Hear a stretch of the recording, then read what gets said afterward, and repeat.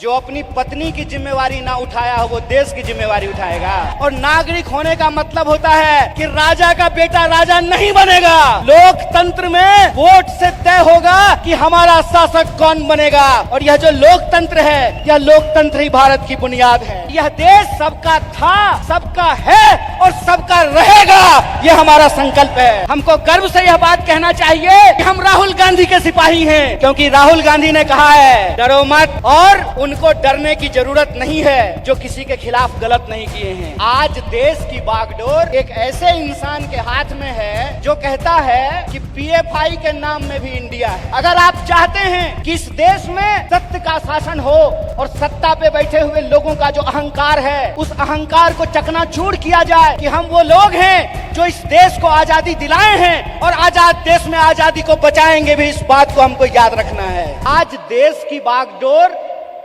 पंडित जवाहरलाल नेहरू के हाथ में नहीं है कि जिन्होंने किताब लिखी थी डिस्कवरी ऑफ इंडिया। आज देश की बागडोर डॉक्टर बाबा साहब भीमराव अंबेडकर के हाथ में नहीं है, जो विदेश पढ़ करके आए थे और इस देश की ड्राफ्टिंग कमेटी में कॉन्स्टिट्यूशन को लिखने का काम किया, बनाने का काम किया। आज देश की बागडोर 23 साल की उम्र में हंसते हंसते फांसी के फंदे पे झूल जाने वाले शहीद आजम भगत सिंह के हाथ में नहीं है। आज देश की बागडोर एक ऐसे इंसान के हाथ में है जो अपनी पत्नी की जिम्मेवारी ना उठाया हो वो देश की जिम्मेवारी उठाएगा। बताइए,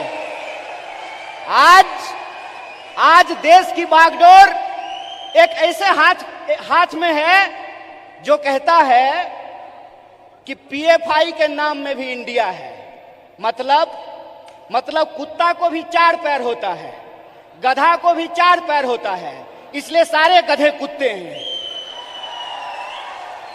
अगर ये रीजनिंग मैं लगाऊं, जो रीजनिंग इस देश के प्रधानमंत्री ने लगाया है, तो मैं ये कह सकता हूं ना कि प्रधानमंत्री जी को भी 2 आंख है और गधा को भी 2 आंख होता है। बोलिए, मैं ये बात क्यों कह रहा हूं? मेरा कोई मकसद नहीं है कि मैं भाजपा, मोदी और आरएसएस की चर्चा करूं। मैं सिर्फ आपको बता रहा हूं कि कितनी गंभीर परिस्थिति में आज हम खड़े हैं। इतनी गंभीर परिस्थिति में खड़े हैं कि संस्थाओं को तो छोड़ दीजिए, व्यक्तियों को भी बोलने का अधिकार नहीं है। इसीलिए जब आज आप यूथ कांग्रेस का झंडा अपने हाथ में उठाए हुए हैं, जब आप कहते हैं यूथ कांग्रेस जिंदाबाद, इसका क्या मतलब है? इसका मतलब यह है कि जिस देश की 55% आबादी नौजवान हो, जिस देश में दुनिया का हर 5वां युवक भारतीय हो, जिस देश में 45 साल में सबसे ज्यादा बेरोजगारी हो, और जिस देश में जिस दिन कारगिल विजय दिवस मनाया जा रहा था, उससे ठीक कुछ दिन पहले कारगिल में लड़ने वाले शहीदों के परिवार के साथ कैसी नग्नता की गई है, ये वीडियो आप लोगों ने देखा है।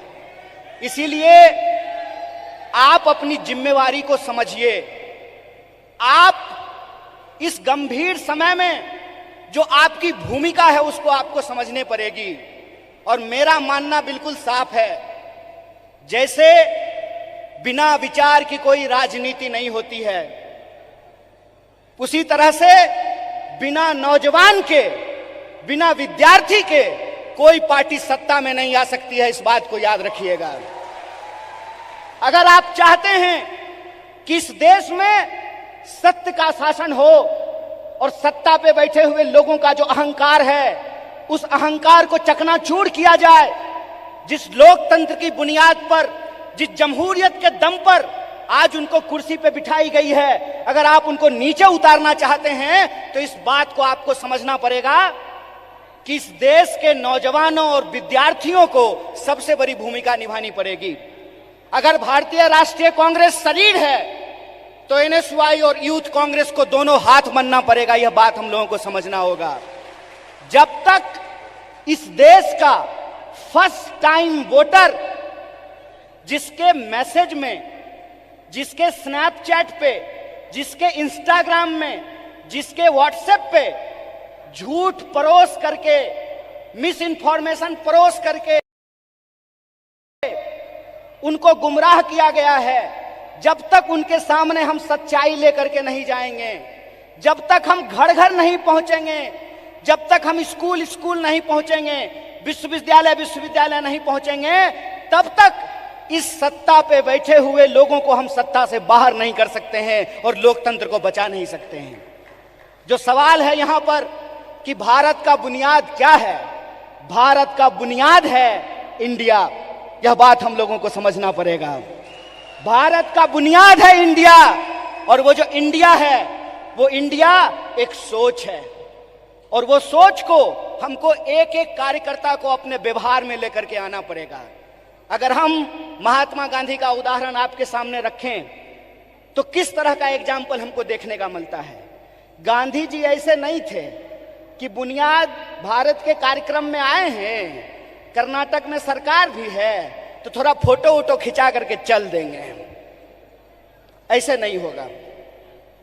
ये मैं आपकी आलोचना नहीं कर रहा हूं, ये मैं अपनी आलोचना कर रहा हूं।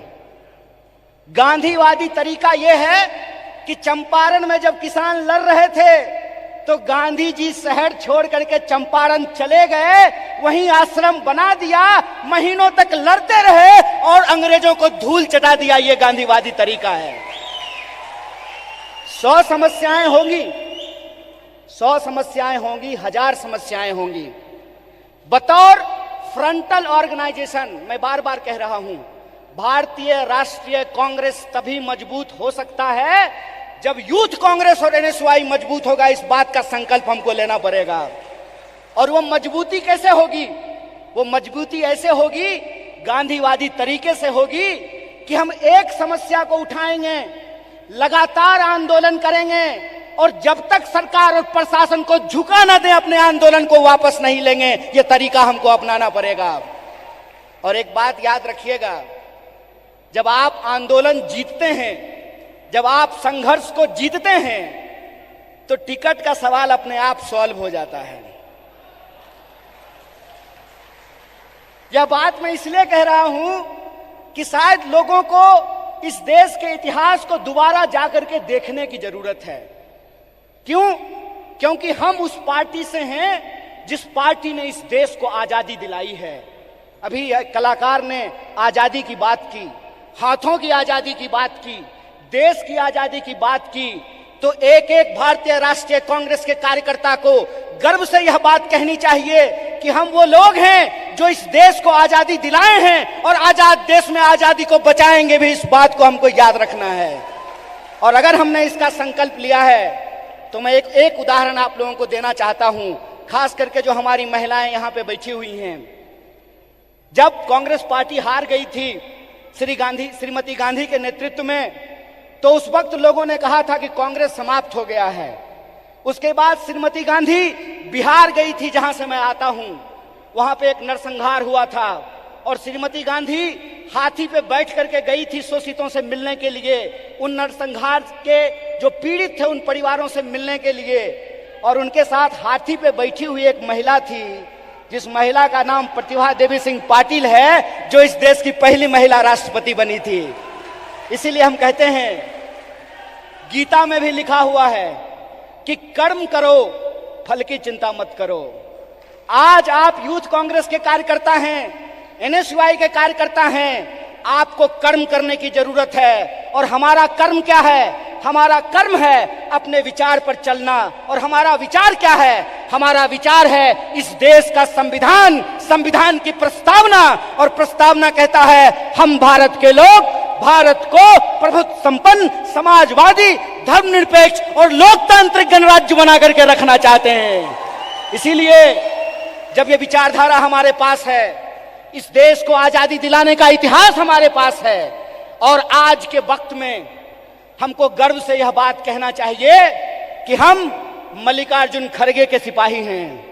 हमको गर्व से यह बात कहना चाहिए कि हम राहुल गांधी के सिपाही हैं, क्योंकि राहुल गांधी ने कहा है, डरो मत।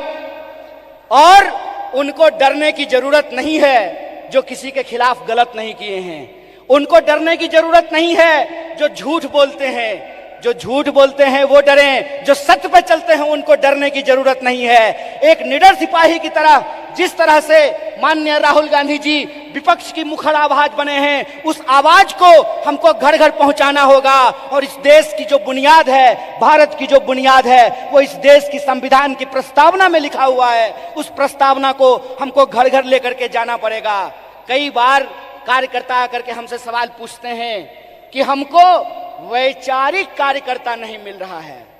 साहब, गांधीवादी एक तरीका है कि सत्य को किसी गवाही की जरूरत नहीं होती है। और गांधीवादी तरीका यह होता है कि आपको बोलने की जरूरत नहीं है, एक्शन ही आपका कम्युनिकेशन होना चाहिए। आपके एक्शन में वो सारी बातें दिखनी चाहिए।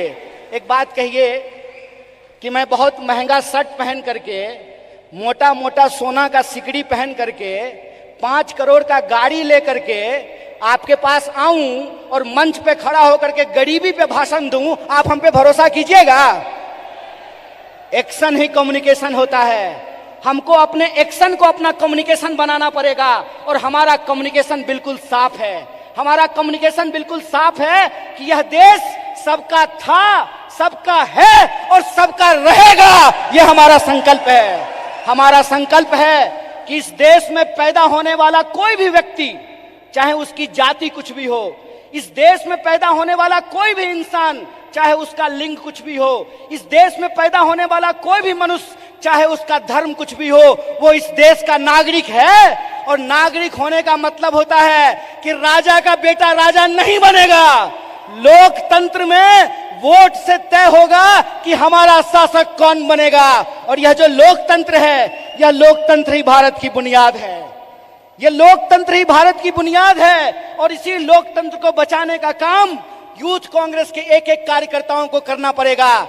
हम जो झंडा अपने कंधे पे लिए हैं, यह झंडा सिर्फ एमपी एमएलए बनने के लिए नहीं है। यह झंडा इस देश की आजादी को बचाने के लिए। इस बात को याद रखिएगा। इस देश में 2 तरह के लोगों के बीच लड़ाइयां हो रही है। इस मुल्क में 2 तरह के लोग हैं। एक वो लोग हैं जो नफरत फैलाते हैं, एक वो लोग हैं जो इंसान को आपस में बांटते हैं, एक वो लोग हैं जो ऊंच नीच करते हैं, एक वो लोग हैं जो इंसान को लड़ा करके इस देश की शक्ति को कमजोर करते हैं।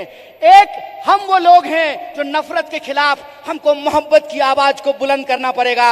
और आखिरी बात अपनी बोल करके खत्म करूंगा।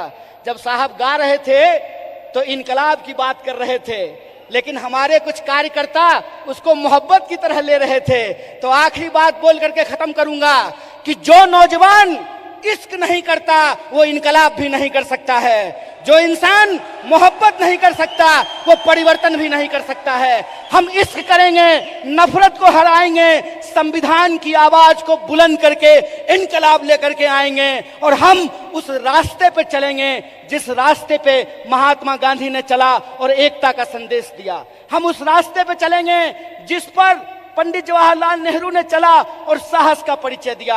हम उस रास्ते पर चलेंगे जिस पर डॉक्टर बाबा साहब भीमराव अंबेडकर चले और समानता का बात किया।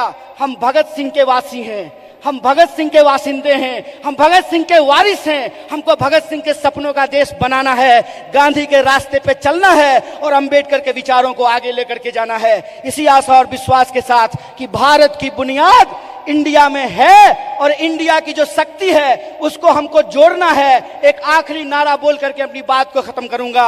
मैं विद्यार्थियों के कार्यक्रम में कहता हूं, जुड़ेगा विद्यार्थी, जुड़ेगा विद्यार्थी, जुड़ेगा विद्यार्थी, उसी तरह से जुड़ेगा नौजवान, जुड़ेगा नौजवान, जुड़ेगा नौजवान।